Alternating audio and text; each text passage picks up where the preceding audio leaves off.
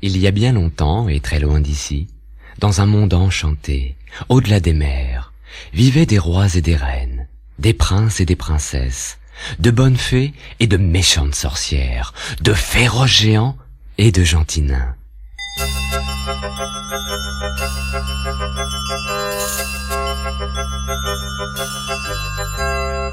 Ouvre ton album, écoute bien et rejoins toi aussi le monde magique d'Il était une fois. Dès que tu entends, tourne la page.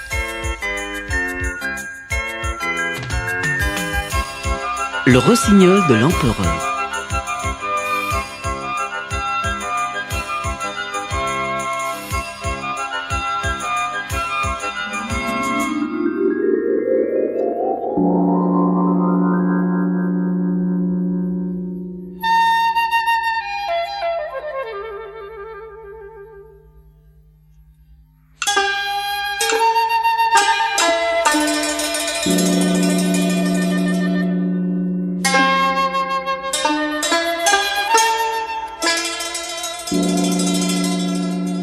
Il était une fois un empereur de Chine qui vivait dans un magnifique palais.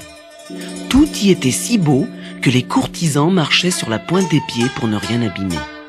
Les jardins étaient encore plus extraordinaires que le palais. Ils étaient remplis de fleurs exotiques aux parfums envoûtants et aux couleurs délicates. De l'aube au crépuscule, les sujets de l'empereur avaient la permission de se promener dans les jardins du palais, et l'empereur se plaisait à discuter avec eux. Un jour, l'empereur croisa un pêcheur qui lui dit « Savez-vous que votre jardin abrite un rossignol dont le chant est le plus beau du monde ?» ?»« Vraiment ? Je l'ignorais, » répondit l'empereur.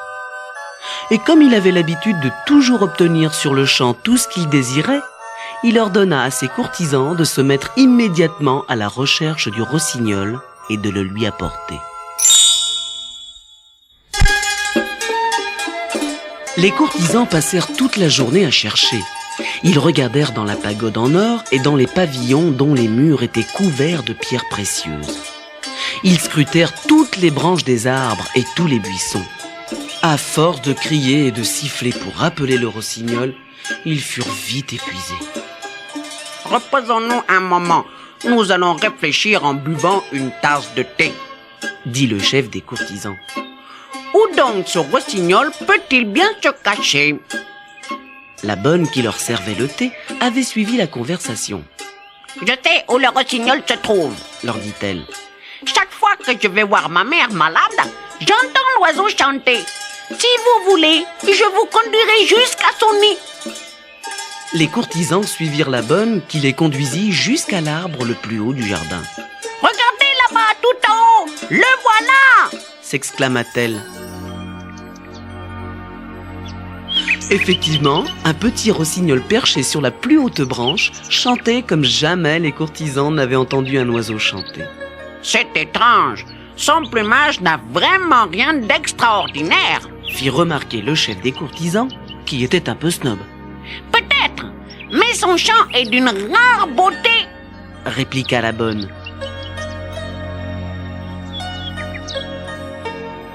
Et lorsque le rossignol eut fini de chanter, elle lui dit « Joli rossignol, l'empereur de Chine nous a ordonné de venir te chercher. Il souhaite que tu chantes pour lui. »« J'en suis très honorée, » répondit le petit rossignol. Et il suivit le joyeux défilé des courtisans vers le palais de l'empereur.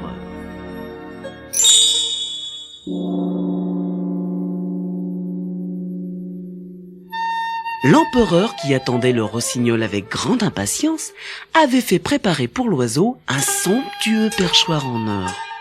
Lorsque le rossignol arriva, l'empereur l'invita à s'asseoir sur son doigt et le posa gentiment sur le perchoir impérial. « Chante-moi ta plus belle chanson, petit rossignol » demanda l'empereur. En entendant le chant mélodieux de l'oiseau, le vieil empereur de Chine pleura de bonheur. Il proposa au petit rossignol de vivre au palais et lui fit construire une cage somptueuse. 2 fois par jour, le rossignol fut autorisé à s'étirer les ailes dans les jardins du palais, accompagné de 12 courtisans tenant chacun un fil de soie attaché aux pattes de l'oiseau.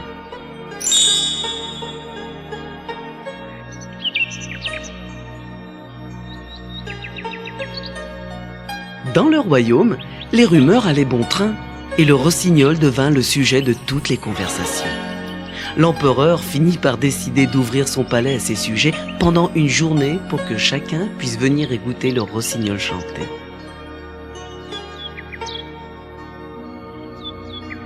Pour remercier l'empereur de son geste, ses sujets lui offrirent une multitude de cadeaux.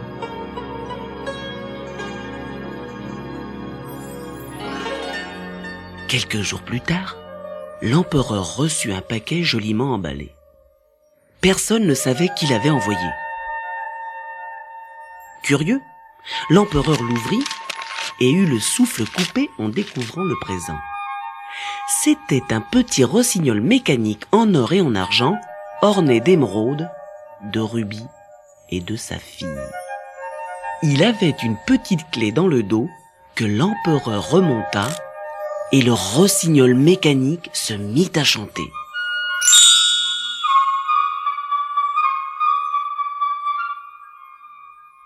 Et si on faisait chanter les 2 rossignols en duo?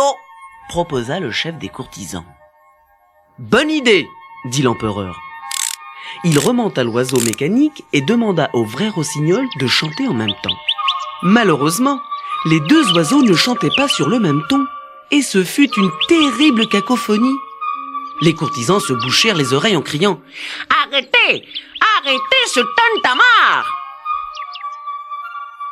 Le petit rossignol se tut immédiatement. Mais son frère mécanique continua à chanter inlassablement. Chacun fut tellement étonné par cet oiseau qui n'arrêtait pas de chanter que personne ne remarqua que le vrai rossignol s'était envolé. Écoutons maintenant la voix du vrai rossignol, dit l'empereur en se retournant vers la cage en or. La cage est vide. Où est-il parti, mon petit rossignol? S'écria l'empereur affolé. Les courtisans tentèrent de le calmer en lui faisant remarquer qu'il lui restait désormais l'oiseau mécanique, qui finalement était le plus beau des 2 et qui chantait beaucoup plus longtemps. Même le maître de musique préférait l'oiseau mécanique. « Ne soyez pas déçus, Majesté, dit-il à l'empereur. Nous n'aurions jamais pu nous fier au vrai rossignol. On ne savait jamais ce qu'il allait chanter. L'oiseau mécanique, lui, ne connaît qu'une mélodie. Au moins, on sait à quoi s'attendre. Il devrait même être possible de découvrir comment il fonctionne. Si nous y parvenons, nous aurons percé le secret de l'oiseau. » Tous les courtisans applaudirent le maître de musique. Seul le pêcheur ne partageait pas l'enthousiasme général. « Vous oubliez tous une chose importante, » dit-il. Le vrai rossignol chantait avec son cœur. L'autre n'est qu'un jouet mécanique. Personne ne prêta attention à cette pensée pourtant très profonde.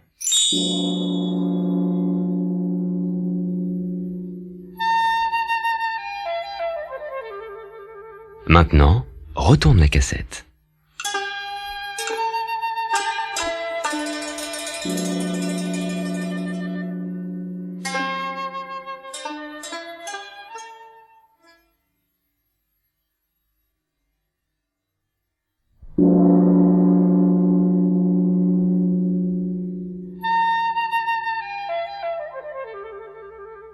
L'empereur de Chine s'enticha de l'oiseau mécanique et oublia le vrai rossignol.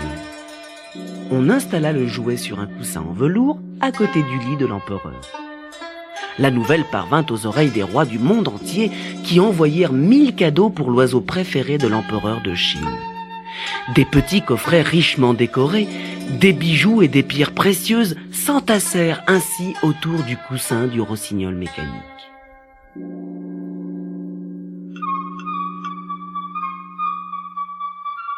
Chaque nuit, l'empereur prit l'habitude de s'endormir en écoutant chanter l'oiseau mécanique.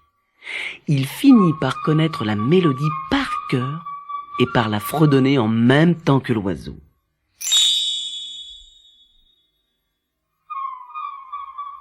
Or, un soir, pendant que l'empereur s'assoupissait, on entendit un horrible et le mécanisme de l'oiseau s'arrêta. Fini la mélodie. L'empereur de Chine sauta de son lit et appela le chef des courtisans. « Faites venir immédiatement le médecin de la cour !» ordonna-t-il en faisant les 100 pas dans sa chambre à coucher. Le médecin regarda l'oiseau mécanique avec mépris et se déclara incapable de le réparer. « Alors appelez un horloger !» s'écria l'empereur de plus en plus préoccupé. L'horloger inspecta l'oiseau en marmonnant. Ce drôle d'objet n'est pas facile à réparer. Regardez, c'est le ressort qui est cassé. » L'horloger palpa le rossignol mécanique de tous les côtés, le secoua, le martela de ci de là, puis le remit à l'empereur en disant « Faites très attention, Majesté. Le mécanisme est usé. Si vous le remontez plus d'une fois par an, vous risquez de le casser pour de bon. » L'empereur de Chine eut tellement peur de casser son oiseau mécanique qu'il ne le remonta plus jamais. Et le jouet resta posé sur la table de nuit comme un objet décoratif.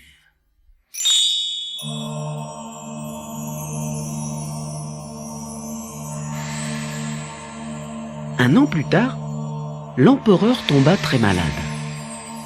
Il adorait toujours discuter avec ses sujets, mais comme plus personne ne venait lui rendre visite, il devint maussade et triste. Peu à peu, la chanson de l'oiseau mécanique commença à le hanter. La mélodie familière résonnait dans sa tête du matin au soir. Ce maudit oiseau me hante avec son unique chanson, soupirait-il en se tournant et se retournant dans ses draps en satin blanc. Ah, si seulement j'arrivais à me sortir cette mélodie de la tête, je me sentirais déjà beaucoup mieux. Le lendemain soir, l'empereur de Chine entendit un chant mélodieux qui venait de son jardin. Il s'approcha de la fenêtre et aperçut perché sur une branche le petit rossignol qu'il avait oublié depuis si longtemps. En l'entendant chanter, le cœur de l'empereur se remplit d'une joie profonde. « J'ai cru que j'allais mourir !» s'exclama-t-il. « Mais tu viens de me sauver la vie, mon petit rossignol. Chante, je t'en prie, chante et ne t'arrête plus jamais. C'est le pêcheur qui avait raison. Ton chant est plus beau que celui de l'oiseau mécanique, parce qu'il vient de ton cœur. Chante, rossignol, chante encore !»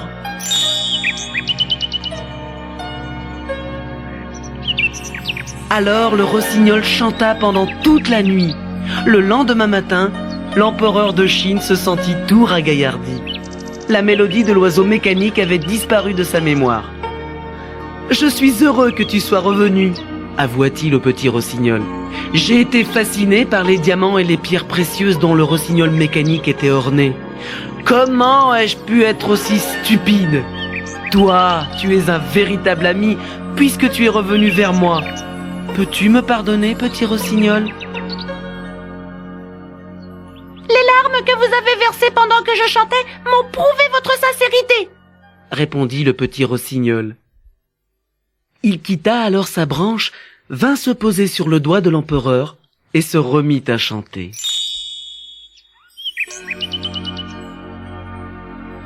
Toute la nuit, le petit rossignol veilla sur le vieil empereur de Chine et le réveilla le lendemain matin avec une douce mélodie. En se levant, l'empereur vit l'oiseau mécanique et s'écria « Ce jouet me rappelle trop ma stupidité, je ne veux plus le voir !» Et l'empereur saisit l'oiseau avec l'intention manifeste de le briser en 1000 morceaux. « Ne le cassez pas !» supplia le petit rossignol. « Personne, pas même un jouet, ne mérite une telle violence !» « Tu es un sage !» répondit l'empereur en reposant délicatement l'oiseau mécanique sur son coussin. Le petit rossignol s'envola en piaillant. À partir de ce jour-là, il prit l'habitude de venir tous les soirs chanter sous la fenêtre de son ami l'empereur de Chine.